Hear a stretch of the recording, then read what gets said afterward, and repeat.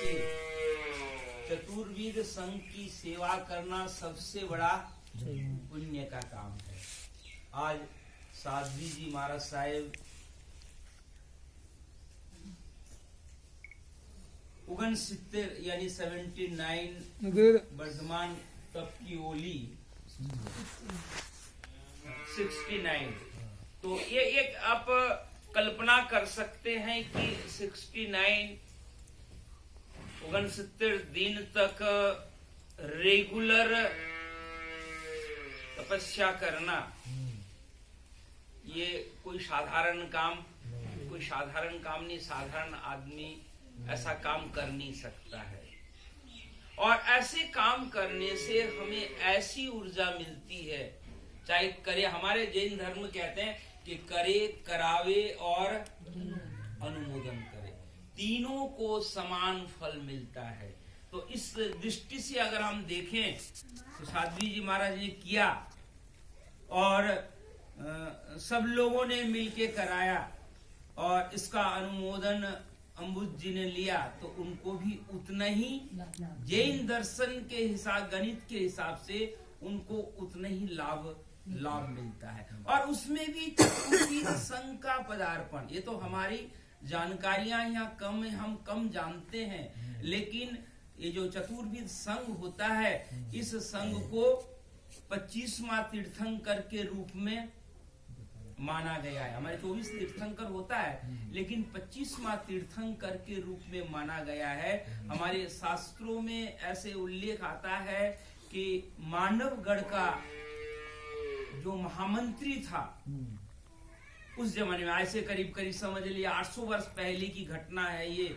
मानवगढ़ के महामंत्री विमल सा मंत्री था, उनका नियम था कि साल में एक बार संघ को अपने घर बुलाना, चतुर्वेद संघ को। और देखे बहुत आपके यहाँ कभी साधु आया है, कभी साध्वी आया है, कभी आप लोग हुए हैं, लेकिन चारों अंग का एक साथ समागम बहुत कम है, बहुत ही पुण्य योग से होता है। मेरे ख्याल से, मैं जहां तक मेरे को अनुभव है, ये पहली बार है कि जो पर्वतपुर गांव में चतुर्वेद संघ का समागम हुआ है। पर्वतपुर में क्यों, मेरे ख्याल से पूरा का पूरा सराक क्षेत्र में कभी साध्वी आया तो साधु नहीं, साधु आया तो साध्वी नहीं, चतुर्वेद संघ का समागम।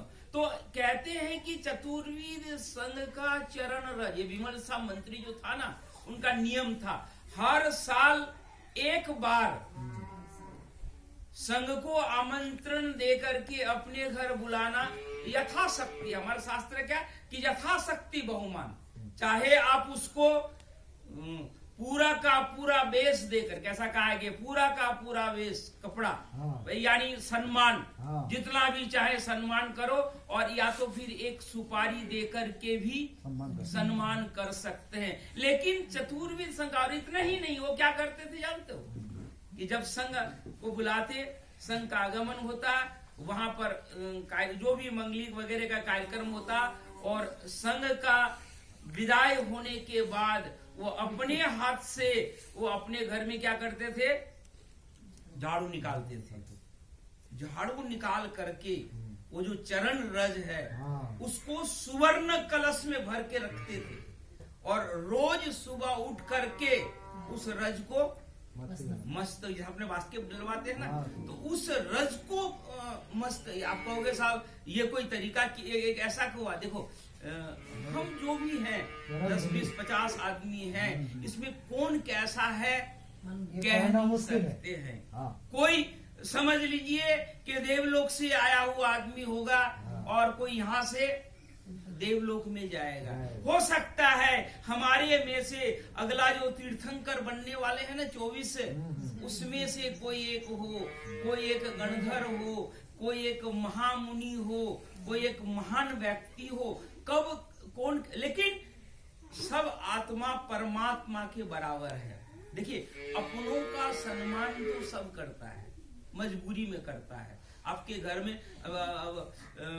देखोगे ना, कहीं जब सामाजिक व्यवहार में आपका कोई काम होता है, बहन बेटी होती है, उसके वहाँ कुछ लेना देना होता है, तो आपकी ताकत ना हो तो भी करना पड़ता है ना। अभी आपके जैसे सलाखों में खास करके कि जब कोई मृत्यु होती है और जब घाट होता है ना, फिर वो स्थिति देख करके कपड़ा देना, ये करना, सम्मान करना, कुछ न वो उसकी कोई मतलब उससे बच सकते नहीं है। कुछ न कुछ करके आपको करना ही पड़ेगा।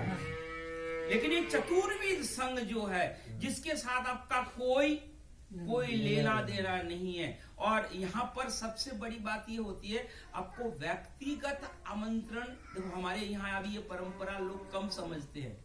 अगर मान लीजिए कोई आपको संघ को बुलाया और आपको दूसरी जगह क्या जानते हो, कोई बुलाता कुछ भी नहीं, वो मंदिर का बोर्ड होता है ना, या उपासना का बोर्ड होता है, उसमें लिख दिया जाता है कि अमुक तारीख को अमुक व्यक्ति के घर में ये कार्यक्रम है, तो श्री संघ के सभी सदस्य पधारे। यानी फिर वो नहीं कहेगा कि मेरे को बोला नहीं, मेरे को बुलाया नहीं, क्योंकि संघ को जो और इसमें कोई संबंधों से संबंध नहीं रखता। हमारे यहाँ तो हम समझते नहीं है, भले ही दूसरे जगह पे, दूसरे धर्मों पे या दूसरे व्यवहारों पे मतलब लोग व्यवहार होता है ना, तो किसी के वहां कोई जाता है, कोई खाता है, कोई नहीं खाता है, ऐसा अलग अलग वो रहता है व्यक्तिगत सामाजिक व्यवस्थाओं में। लेकिन हमारा शास्त्र कहता है जब धर्म की बात होती है ना, तो सब संबंध खत्म हो जाता है। यहाँ पर अगर मान लीजिए आपको नहीं बुलाया, अगर संघ को बुलाया, तो आपको आमंत्रण आ गया। और आपका मान लिया आप 365 दिन में कभी भी उसके घर में पानी नहीं पीते हैं, और संघ को बुलाया और वहां आप चले गए, तो इसका मतलब नहीं है कि आप झुक गए या आपका अपमान हुआ। आपको नहीं बुलाया, किसको बुलाया? संघ को। और संघ का अगर मैं मेंबर हूँ, सदस्य हूँ, तो वहां पर जाना न अपमान है, न झुकना है, और बल्कि न जाना अपमान है। हमारे यहाँ कहते हैं कि जो स्वामी वात्सल्य होता है, अगर संघ का स्वामी वात्सल्य है, जीवन है, भोजन है, अगर आप वहां किसी कारण से भाई आपका है तो मैं नहीं जाऊँ, नहीं उनका खाना है इसलिए मैं नहीं जाऊं, तो कहता है वो उनका अपमान नहीं है, लेकिन इनका अपमान है। मान लीजिए अम्बुज ने आपको बुलाया, है ना, घर नहीं बुलाया कि बुलाया नहीं बुलाया उसका कोई मतलब नहीं, लेकिन कल संघ के बीच में सबको आमंत्रण दिया।